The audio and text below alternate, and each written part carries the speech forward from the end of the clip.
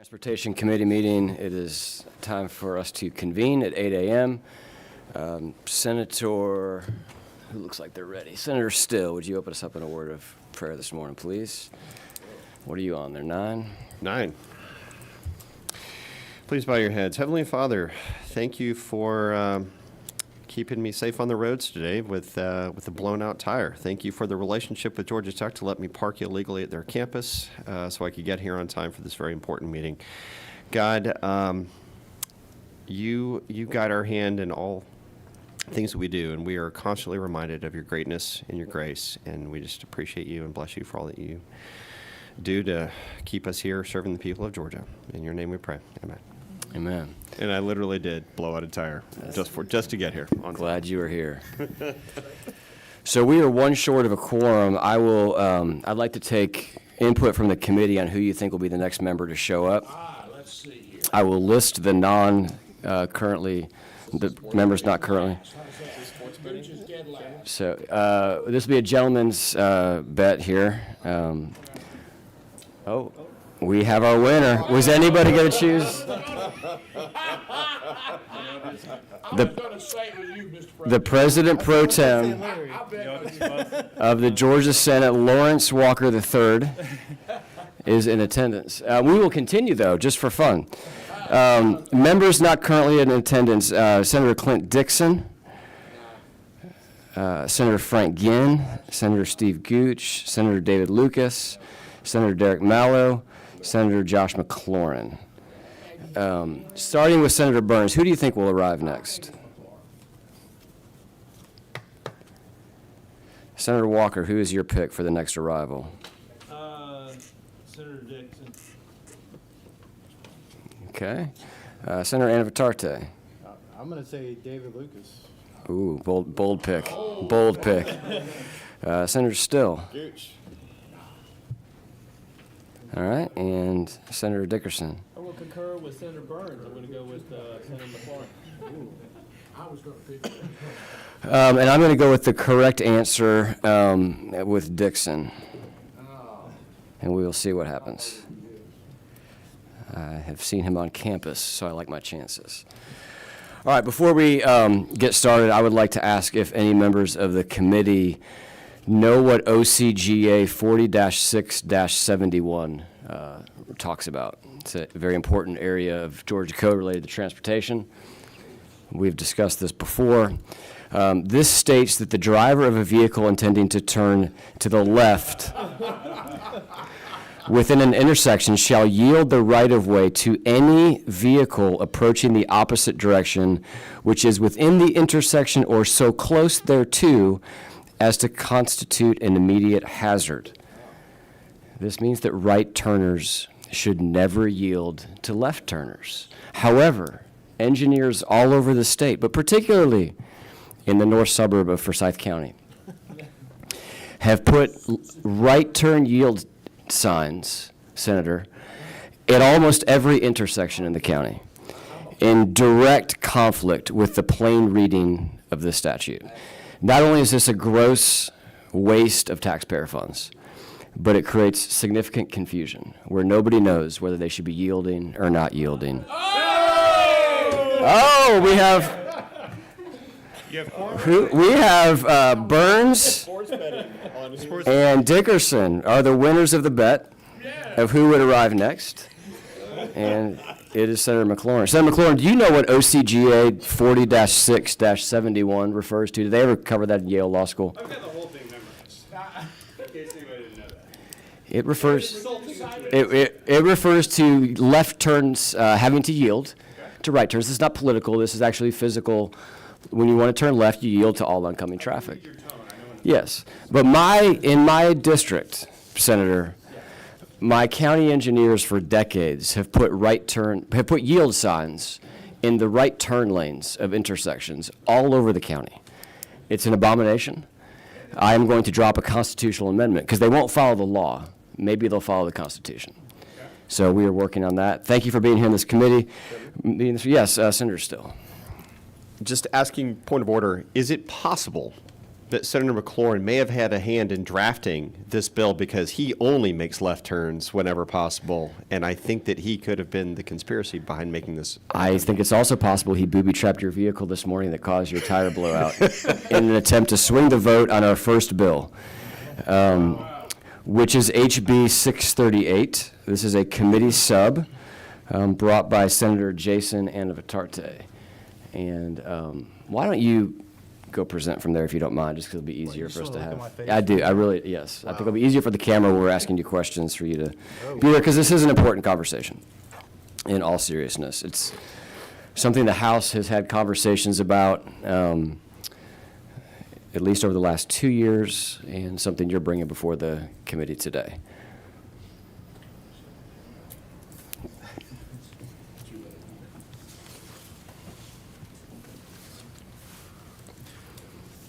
Thank you, Mr. Chairman.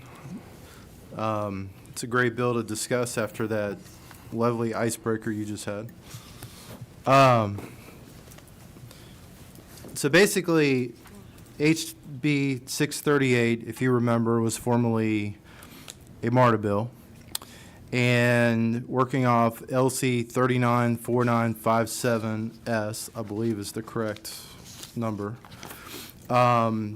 This committee sub would basically seek to enhance government efficiency by cutting several state organizations responsibly coordinating and consolidating them into the State Road and Tollway Authority. The highlights of the bill, just to go through, it's a pretty in-depth, thick bill, and I do want to just recognize Representative Silcox and Speaker Pro Tem Jan Jones and Leader Registration and the work that several in the House have done on this topic in the last couple of years.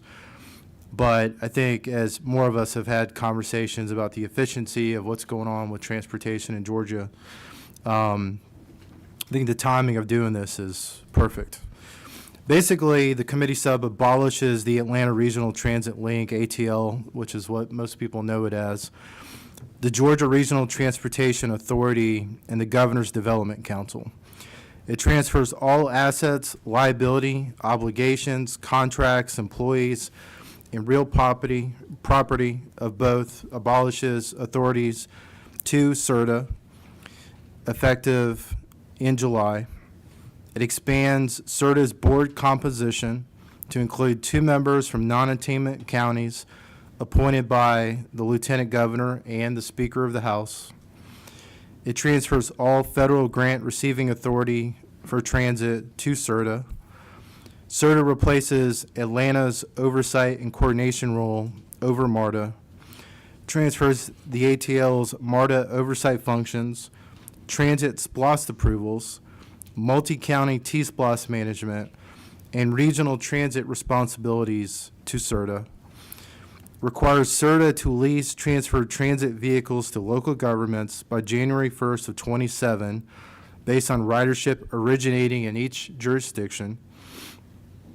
It grants the Atlanta Regional Commission approval authority over developments of regional impact involving state or federal funds. Now, the next piece in terms of how and when this bill will be implemented, I've outlined a few of those things. Basically, upon the governor's signature, the actual transfer of the ATL and GRETA assets, employees' obligations, as I said in July. CERTA would absorb all ATL and GRETA functions by operation of law July 1st of 26. No separate legislative or administrative action would be required. All existing contracts, federal funding commitments, agreements automatically substitute CERTA's name for ATL and GRETA. All employees transferred to CERTA with no reduction in compensation or benefits, with retirement and accrued leave rights fully preserved. CERTA gains new explicit statutory powers, including transit coordination among state and regional local authorities, federal grant recipients for transit, MARTA plan approval, transit SPLOST project approval, and T-SPLOST transit project management. CERTA's executive director would assume all decision-making authority previously held by the ATL's executive authority across multiple statutory references. CERTA's board is expanded and restructured to include legislative appointments from non-attainment area counties, ensuring regional representation as needed. And then the bottom line of how this helps Georgia. It cuts down government efficiency by eliminating 3 separate state entities, the ATL, GRETA, the GDC, and replacing them with one authority being CERTA. Removes duplicative executive leadership, administrative overhead, administrative fees that are being charged, and separate board structures for ATL and GRETA, resulting in direct taxpayer savings. Consolidates transit coordination, planning oversight, federal grant management, and SPLOST approval into one agency that already has deep transportation expertise and bonding authority. Streamlines the transit approval chain. Instead of projects requiring separate ATL sign-off, CERTA handles it within existing operational structure that they currently have, reducing delays and redundancy. Reduces the bureaucratic friction for local governments that previously dealt with multiple state transit authorities for single project or funding streaming. Pushes transit vehicle ownership down to the local levels, further reducing CERTA's ongoing operational footprint, promoting local accountability, and directs more funding towards actual transit services by eliminating administrative layers that diverted resources from service delivery. And with that, Mr. Chairman, if the committee wants to take a stroll down memory lane of why the ATL was created, why GRETA was created, or why the GDC was created, we can have those conversations. As you know, GRETA and the GDC date back to the 1990s. If you remember, when GRETA was created in the beginning, one of the reasons it was created because Atlanta during the 1990s leading up to the Olympics had some of the worst air quality in the nation. And basically it has evolved and evolved, and kind of morphed into different things to where today it's basically all it is a regulatory shell that doesn't really do much. And the same with the GDC in terms of their policy and of why they exist is basically to assist and advise the executive branch on state economic development and planning activities with the board. And I believe, and others believe, and I think some of our peers and colleagues in the legislature believe, a lot of this is already being done by local counties through collaboration, through their regional commissions such as ARC, and then other counties like Paulding County and others that might be in other regional commissions already doing this work. So I also think, too, long-term, in terms of the administrative costs and fees where, the ATL is basically absorbing, for the most part, federal dollars, we would see, probably in the millions in terms of fees, just even over the last year, return back to MARTA, so MARTA can take those dollars and invest it how they see fit within their footprint. Thank you. I was actually just going to ask, that's going to be my first question. Ooh. Because frankly, as long as I've been down here, this is my 8th year, I've never even heard of the Governor's Development Council. And so I have no clue what they do, and it sounds like, you said they're an advisory board between the executive branch, essentially, and the board. So are you referencing like the GDOT board? Or? Yeah, I'll give you the full rundown Okay. here. Yeah, it's a great question, Mr. Chairman. So the GDC is a separate statewide advisory board whose statutory duties and responsibilities are codified under Title 45, OCGA 4512, to assist and advise the governor on state economic development planning activities. It's not a standalone agency with its own staff or budget. Instead, it's supported by CERTA staff, the same employees who run GRTA. There's too many acronyms. There are here. a lot of acronyms. That's why that's advocating for why we need to move this substitute. But it's the same employees who run GRTA and CERTA. Okay. That's where this overlap is.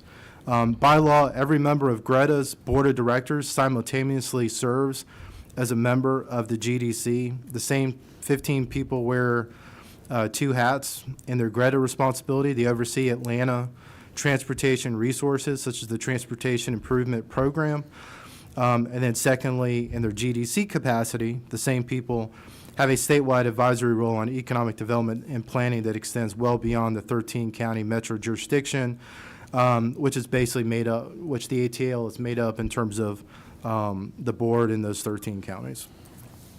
Got it. So Greta and GDC were stood up in the 90s. The ATL was stood up in the 10s.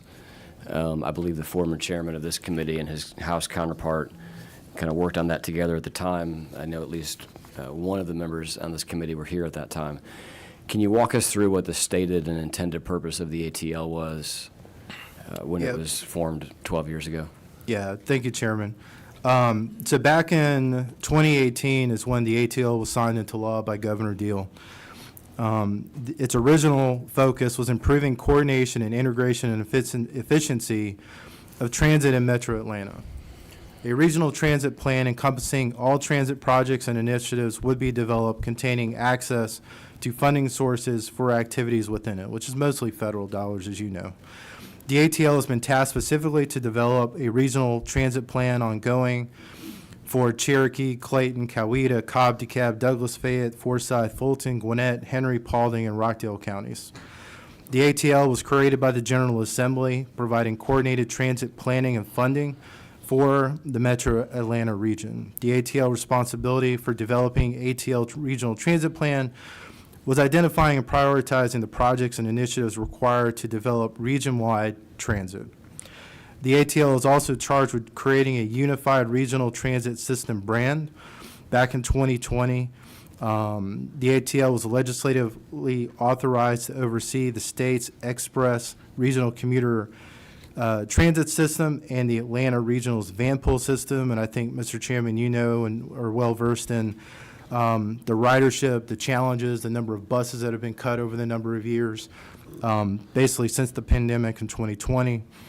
The population of Atlanta has been growing while ridership has basically fallen off a cliff. And then basically also under the ATL, as I mentioned, just in terms of the operization of the express buses, which, I mean, that can be done by CERTA. Yeah, the number that I heard last year that I would never have guessed this was the number, if you asked me to throw out a random number, is that the state is subsidizing those express bus riders at the expense of $88 per rider per day. That's the disconnect between the critical mass that they would need to actually have enough people on these buses to pay for it with their fares versus what the actual ridership is, which, like you mentioned, I think is down something like 60% since COVID or something in that range. So I'm happy to take questions from the committee at this point. But essentially what you're doing is you're dissolving Greta, the ATL, and the GDC. You're rolling them up into CERTA, which in some capacity I believe is where they all were originally. Is that That's fair to say. Correct. Correct. any questions from Senator Burns, Chairman Burns on 4? Just a question. Do you have can you give us a rough idea of what kind of funding is in each of the 3 areas that we are proposed to consolidate? I didn't bring that. I can get that to you. I mean, I know in terms of the administrative fees and things that, Right. let me see if I have it here. But essentially, this is an attempt to reduce overhead costs. Is that not true? That's correct. And to basically provide additional coordination across the region through one entity, not Correct. 3. Because, I mean, whether it's with boards, staff, whatever, basically all it is duplication of services. And if with this duplication of services, whether we know, there's been express ridership challenges. We've seen the challenges even in the other counties that maybe don't necessarily operate express, but maybe have their own local, operators in their counties, related to buses and transit. We've seen, historically, going back to even 24 and beyond, where, MARTA was experiencing a 6% drop. And I will say, excuse me, in fairness to MARTA, I mean, I know that they're implementing, have done things, with fare gates and other things to try and catch riders that are jumping, the gates. I raised my hand at, many times in high school during the Olympics and before the Olympics. We jumped the gates at the Doraville MARTA station. So, I'm one of those that probably broke the law, and, there wasn't enough police back then in the early 90s to catch us. But that's a real challenge. But I think once you kind of get past, whatever that measurable erosion is, from not collecting those fares, overall ridership and levels, have gone down or, have been down just overall. So with that continuing trend that really hasn't changed, for the last few years, to me, it only makes sense, and it's a good, policy, position to have. I think it's, is to consolidate these into one agency. The basic functions of things that, CERTA would do doesn't really change kind of necessarily the overall mission, but it does empower the local counties, the 13 counties, to basically own, their future plans, their transportation plans, their transit plans of what they do and don't want to see happen. But I think it also re-empowers MARTA in Fulton and DeKalb counties in particular to take the almost 4.5 million that's basically literally just going to administrative costs. And that's $4 million. And we can have a debate over $4 million. But, that's $4 million that can go back into their fees, hiring police officers, making the system more secure, addressing other infrastructure needs that maybe are needed in Fulton and DeKalb County, but still allowing them to have broader conversations if other counties, decide, that they want to move in a certain direction around transit or put it on a ballot. But I think that's for each and every county to decide under current law. That is the way it's set up right now.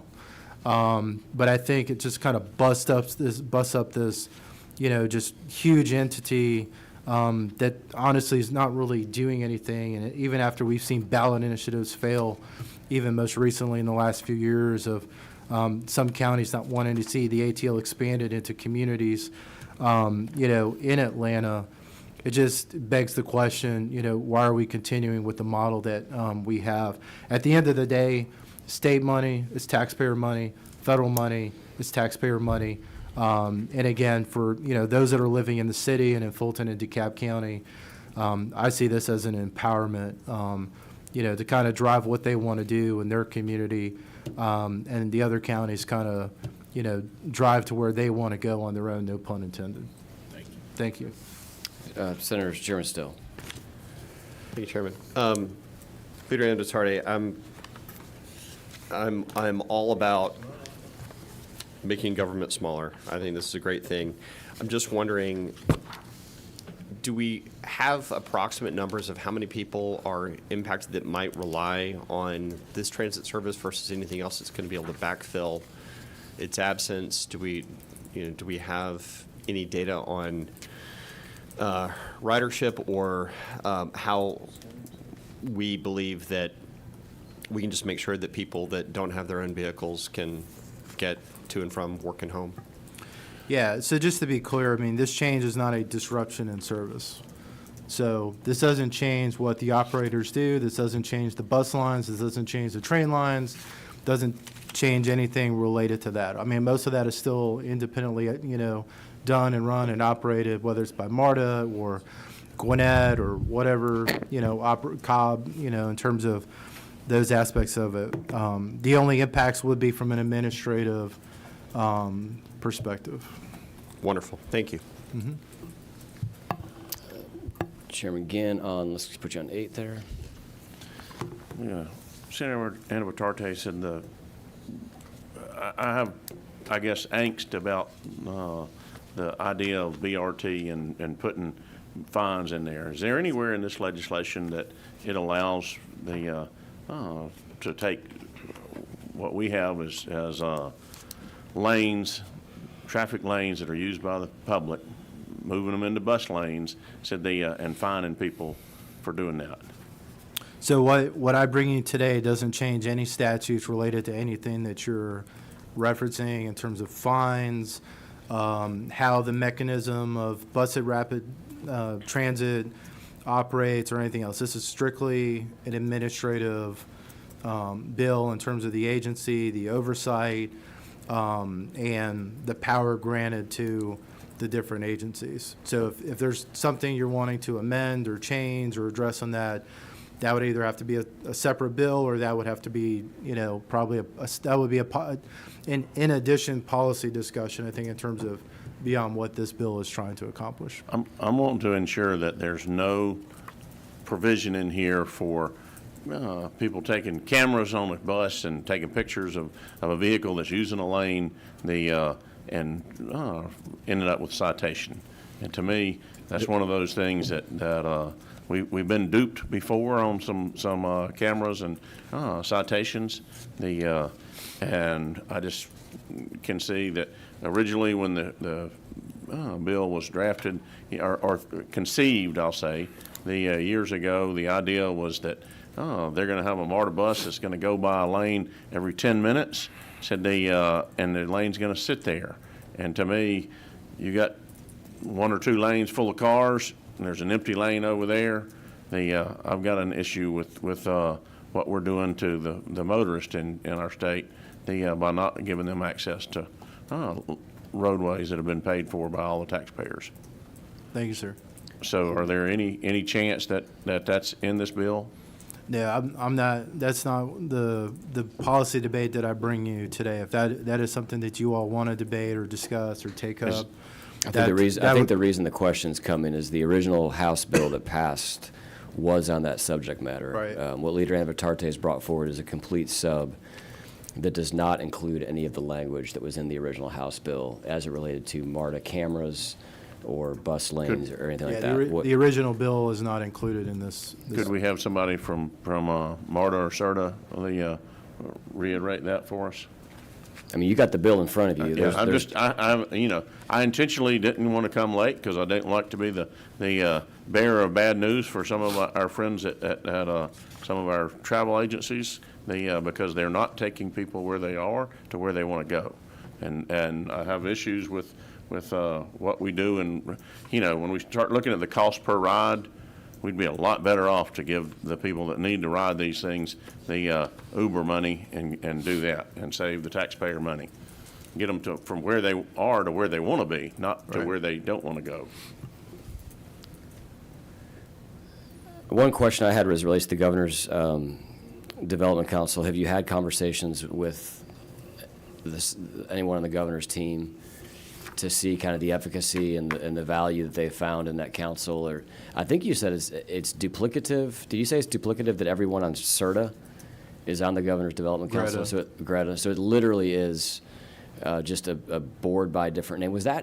Did that come about before the GDOT planning director was put into place that reports to the governor? Or what was I just don't quite even understand why that entity exists. Chairman, I don't have in front of me, let me see, the year it was created, but we do know, let's see. Sometime in the 90s, I think. So I'm sorry. So the dual role structure was built directly into GRETA in the 1999 GRETA Act. Okay.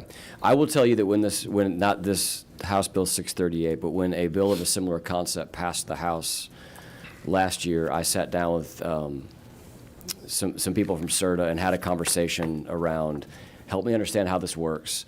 What do you all think?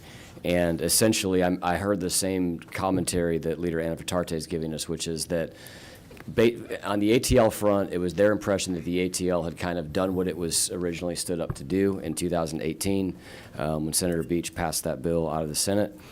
And Kevin Tanner actually had it in the State House. And it was largely had served as a marketing entity as well as an entity that was trying to help some of these other transit services coordinate with each other. And then on GRETA, it was definitely the sentiment of them was that if you roll this up under CERTA, it would certainly be more streamlined than having 4 separate entities currently doing the same thing. So that's my understanding of what you're doing. This is not touching anything that Senator Ginn talked about. Are there any other questions from the committee? Pro Tem Walker. Thank you. Chairman, I have a question for you. First, an admission, I guess. I live in Middle Georgia, and I just got on this committee this recently, this session. I don't even know what, I have to admit, I know nothing about this. And making such a dramatic policy change, which may be brilliant, effective July 1, 2026, it just seems, I don't know how plausible that is to get all that affected that quick You want to, with all these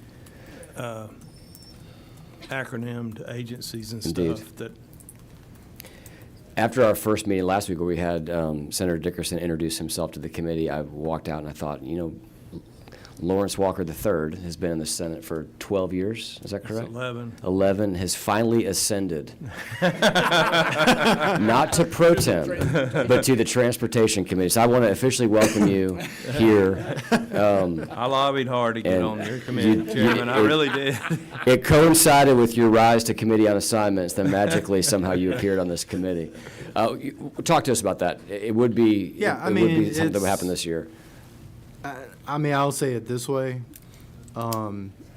If this was happening in the private sector, it could happen. I know this place moves slow as molasses. I know sometimes change is very challenging. And I know there is one part of this bill I had referenced earlier about, the transition of fleets and vehicles being transitioned to the local jurisdictions, in January of '27. If you all want to move the, implementation back to, January 1st of '27, I think that's cool. That's probably acceptable. But I don't think that this should be something that takes a year or more to implement, because all it is at the end of the day is it's a structural change. If this was a private sector or even nonprofit board with all the players involved, this could be done in less than 3 months. I've done that myself. So I think that's a fair question, but if it's, extending the time to maybe allow a transition to happen, I mean, I'm open to that. But I don't think that this is something that needs to drag on and on and on. And maybe it coincides with, the term of the next governor. You have provisions in here. One of the things that you do in June is essentially move existing employees from the ATL into CERTA. As I read what you had done here, you essentially are giving them the same pay structure, same comp, same ERS, I guess, vesting timeframe. And then you're abolishing the boards as well at that date. That's and you correct. have property transfer that happens on that date as well. Correct. Is there anything else that you're doing on that date? I know you have the vehicles that transition in January of next year. No, that's pretty much it. You had January 27th. What was the reason for the 27th of January? Do you know? I don't recall it this Okay. time while we. I know. Senator Yeah, go ahead. No. Okay, it's a question for Senator McLaurin. You're recognized on 3. Thank you, Mr. Chairman. Leader, good morning. Good morning. You discussed that there were roughly, four and a half, something like that, $1 million worth of fees that the ATL board currently keeps for admin, and you made the claim a minute ago that that would be returned to locals or operators for other uses. Is that your claim? Right. Okay. I'm going to dispute that claim. I'm just curious if you agree with me that the fees that are taken by these administrative agencies are taken as sort of almost like out of a stream of federal funds that, like, I guess one way to ask this question would be, you agree the designated recipient, which is a technical term for federal funds under this bill, would just move to become CERTA, right? CERTA would be the new designated recipient, correct? Correct. Okay. And you would also agree that they're going to take the same funds for fees that ATL would be taking now, or is taking now, but just will be taking them as part of the same federal appropriations process, and then under their authority, essentially meaning that 4.5 million is not going to be freed up for locals and operators. It would go to CERTA in fees in much the same way that it's going to the ATL board now. You agree with that, right? So I don't necessarily agree, and I think kind of to your questioning, the policy premise. I think with a change like this, at least from my standpoint, and I know I'm only one vote on the island, but I would highly encourage those fees to go back to, much as those fees to go back to the operators and not for administrative overhead or things. So those monies could actually be invested into those communities where I think the federal funds at the end of the day are originally or intended to have an impact. I think that'd be a nice idea. I think what I'm questioning is whether that will happen or whether that can happen. My understanding of the way that this works is that CERTA will just take the same fees. So if that's true. It's a fair question. And if that's true, then I think the discussion that tees up for this bill as it moves out of here with my lone objection is that it's just sort of rearranging the alphabet or rearranging entities with no real cost savings in terms of fees. And then the question becomes, well, if it's fee neutral, then what's the policy aim of consolidating everything under CERTA? And then maybe you get into a more traditional conversation about de-emphasizing Atlanta and state authority and all the, where's the conversation happening? Is it happening local to Atlanta, or is it Right. transit conversation statewide? And you're red and I'm blue and something. We want. I want Atlanta to have a substantial, ability to have a conversation about its own transit future that's not at the exclusion of the state, but certainly in addition to the Well, statewide and not, conversation. and to your point, Senator, I mean, not to, knock our friends in Cobb and Gwinnett and, the little bit of whatever's going on in Clayton County. I mean, at the end of the day, the behemoth and the main part of all of this is MARTA at the end of the day. I mean, I know there's some buses and there's some, van lines and there's other things, go out to these other counties. But at the end of the day, as a whole, I mean, basically this is, allowing MARTA to, have greater say and dictate of what they're doing, and specifically DeKalb, Fulton, whether they partner with Clayton and Gwinnett and DeKalb. I mean, I think that's completely up to their leadership team and their board. And, even you as a delegation member, I think, where that entity lies. If it stays in SLOGO, otherwise I'm cooked. But, But, so I think that's the conversation. We know that people in Paulding County, Forsyth County, other places, those fees they're not coming to our counties. We don't need them in our counties. We're not providing rail service or any of those things. And so I mean, that would be my hope. I'm sure as this bill moves through the process, as I mentioned at the top, it is going to go back to the House. We will see if, what, if any, changes and tweaks it may have. But, I am of the position that, with the tens and hundreds of millions of dollars that are out there, and we start talking about admin fees and those kind of costs and overhead of, where can we save money and be more efficient? My hope is that, some of that would just go back to the operators, and we're not just holding on to money for, duplication of staff. Because, if we're going to consolidate, operationally as an entity, there should be some efficiencies that come out of that. And I think that's where you're going with this. yeah, I guess so. I mean, the last thing I'll leave for the committee, as you do what you're going to do anyway, is that it feels like if there's not going to be, we need clarity on whether there's really a fee savings. Because if there is a fee savings, you still have a policy debate about whether the fees are justified in Atlanta setting its own transit directions and having that conversation internal to itself and having a structure to do that.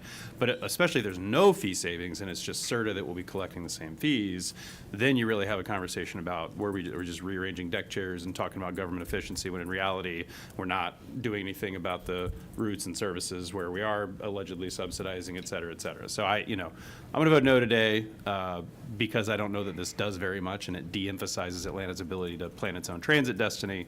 And I'm sad for Representative Silcox. So those are all my reasons for voting no. Thank you. I'm going to go with Chairman Burns real quick here. Just a question, Mr. Chairman, thank you. Doesn't this discussion about combining CERTA with Greta? Greta discussed back in the late 2000s. Wasn't this a conversation back around 2009? And there was so this is not a new idea, not a new concept. And is it not true that the CERTA and the GRETA offices essentially merged in 2017, and now they currently cohabitate? Is that not true? Yeah, I mean, Senator Burns, you know, as Clark Griswold's relative once said, I mean, this is the gift that keeps giving. I mean, Yeah, that's right. this thing was created in '99. Express bus system was created in '01. Basically, Greta almost said dormant for 8 years, 9 years, you know, in '03 while I was basically sitting Basically a in child. college. Just before I was jumping the gates, or after I was jumping the gates. You know, it basically had a little bit of a functioning period between '04 and '17. To your point, you know, the merger happened in '17. You know, the buses were transferred to the ATL in '20. And this thing just goes on and on and on. And, you know, at the end of the day, the operators, you know, to kind of push back a little bit on Senator McLaurin's comments, I mean, the operators are what's making it what it is. So this isn't, you know, to argue and say, well, it's not really changing much. No, it's getting rid of an unnecessary entity that honestly has been morphed and sat around and been debated and whatever the, you know, the heartburn of this thing has been since 1999, you know, and putting it to bed and letting each county, jurisdiction, and operator figure out what is their future. And if people want to partner, we've seen in state law and we've seen with local legislation and we've seen, you know, a lot of creativity the last 24 months with local governments, they will find a way to do it. But I think as long as we continue to see ridership down, we continue to not really see that there's a necessary, you know, macro regional plan that's going to actually be efficient. Because if it was going to be efficient, it would already be done. Voters would have approved it, and we wouldn't be, you know, sitting here, you know, replaying 1999 That's right. in 26. All right, we're going to take just maybe one more question from the committee. Then I know that nobody signed up to speak to this, but you also probably didn't know what the topic was, so I'll recognize anyone in the room that would like to testify as well. We'll recognize Pro Tem Walker. Mr. Chairman, I got another meeting at 8:45. I think you do too. And then we have the Budget Conference Committee meeting at 9. It's the first I've seen this bill. It is a House bill, so it's not subject to crossover day. I'd love to get more information. I think streamlining government is what I'm all about. Reducing bureaucracy, red tape rollback, but And Mr. Chairman, I will say for the record, the Speaker Pro Tem and the Majority Leader in the House are in favor of this bill. I believe that a version of this bill actually passed out of House Transportation. That is correct. Not this year, but it was By either last Representative year Anderson. or the year before. Correct. So we'll Pro Tem Walker, we'll get to the will of the committee in just a second, but I do want to see if there's anyone in the room that would like to offer comment or testimony on this bill. If you would, please raise your hand. All right, seeing none, what's the will of the committee? I moved table the bill. We have a motion to table from Pro Tem Walker, second from Senator McLaurin. You were the second. Any discussion? And that's just to allow, for me, it's just to allow more time to understand it and be informed, Mr. Chairman. Any other discussion from the committee? Seeing none, all those in favor of tabling, please signify by raising your hand. 1, 2, 3, 4, 5. All those opposed, like sign. Motion to table carries 5-2. I don't even know that we need a motion to table necessarily. Right. But all of that to say, we will revisit this at a future meeting. So why don't those of you that would like to get with Leader Anavitarte do so? We will continue the dialogue. Thank you, Mr. Leader, for being here. Thank you. We do have one more bill for the committee, and that is Senate Resolution 624. Is Senator Setzler here? This is one of the more unconventional moves by Senator Setzler I've seen. He has sent his aide to tell me that other people will present the bill. So, indeed. I will tell you what the bill is. I guess I'll present the bill for the senator, and then I believe that family of Officer Drew Haynes Brown is here as well. Thank you, ma'am, for being here. So this is our road naming bill, and we have combined two other bills into this bill. And for those of you that are new to the committee, what we will do is we will pass a road naming bill out of the Senate before crossover day. That bill will sit in the House likely until sine die, and any late arriving House road naming bills will get added to our Senate bill, because they need to do no conflict letters and run the legal ads and all that. And some senators are not as quick as Senator Setzler was in getting his done. They will send us a House road naming bill as well. And for those senators that want to have a late arriving road naming, we will put that onto the House bill. On sine die, we'll pass those two bills back and forth and ultimately pass two separate road naming bills that hopefully capture all of the desired road namings from members of the General Assembly. So with that, ma'am, welcome. I didn't get a chance to meet you. Can you tell the committee what your name is? Jessica Dowis. Jessica, thank you for being here today. You are presenting the first third of Senate Resolution 624, which recognizes an intersection in Cobb County for Officer Drew Haynes Brown, the memorial intersection. So if you would please tell us about Officer Brown. Cobb County Officer Drew Haynes Brown was born in 1954. He died in 1983. Officer Drew Haynes Brown was born July 5th, 1954 in Thomaston, Georgia. Drew attended O'Keefe High School, then moved to Marietta and graduated from Osborne High School. He attended Kennesaw College, studying business law at the time of his death. Drew is the son of Elmer Buddy Haynes Brown and Mary Christine Vaughn Brown. Drew was second-generation police officer. His father, Elmer, was a detective for the department in the 1960s and 70s. Drew joined the Cobb County Police Department on September 26, 1977. His first assignment as a uniformed officer was at Precinct 2 in Mableton. In 1983, Drew was assigned to a newly created Marietta DUI task force and became one of its first members. On December 17, 1983, while Drew was operating radar in the medium of Highway 41 northbound just north of Blue Springs Road, a drunk driver crossed the intersection and struck the rear of his patrol car. Drew was killed instantly when his vehicle exploded. Officer Drew Brown was promiscuously awarded the Cobb County Police Department Medal of Valor in February of 1984, and also was awarded Cobb County's Bar Association 1984 Officer of the Year Award.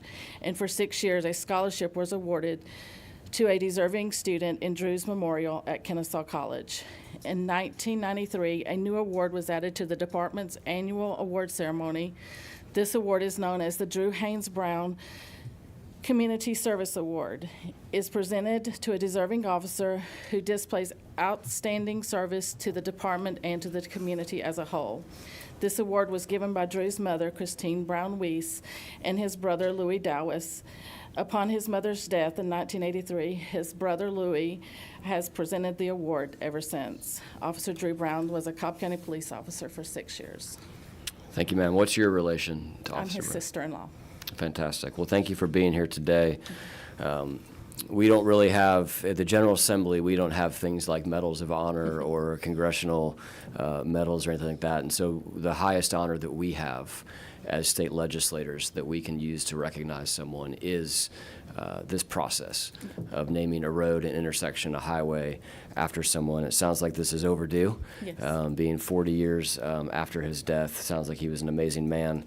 And we are combining two other bills into this bill, one from Senator Harbin for Sheriff Randall Johnson to name an intersection in Fayette County after him, and a second road intersection that will be, that was introduced by Senator Steve Gooch for Donald Siebold in Lumpkin County. And so, and we are working, by the way, off of LC 394985S. Mr. Chairman, Yes, every time I move do pass. recognize Senator Ginn with a motion of due pass on LC 394985S. Have a second from Chairman Burns. Any discussion from the committee? Thank you again for being here today. We'll take a vote. All those in favor, please signify by saying, go ahead and raise your hands. We'll raise our hands. Motion carries unanimously. This bill will be on to rules. Thank you all so much, and the meeting is adjourned.